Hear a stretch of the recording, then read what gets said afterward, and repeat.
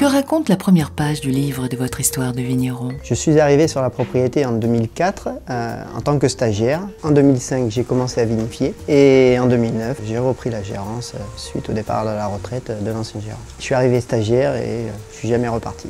Quelle est votre étape favorite dans le processus de création de vos vins? Ce qui est très intéressant dans le processus de fabrication de nos vins, c'est au moment des fermentations, où là on va capter dès le départ des arômes. Et si on ne capte pas ces arômes dès le départ, on ne les aura pas donc au final.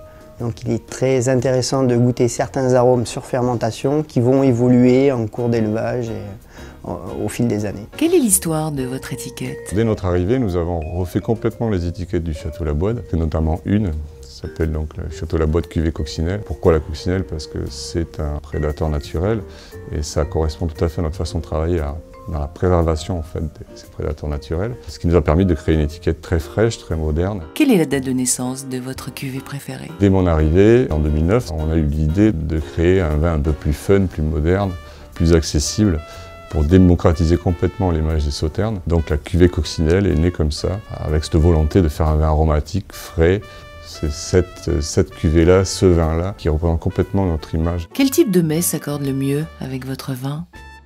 Aujourd'hui, je vais vous parler plus spécifiquement d'un poulet grillé au sarment, un poulet grillé assaisonné avec des épices.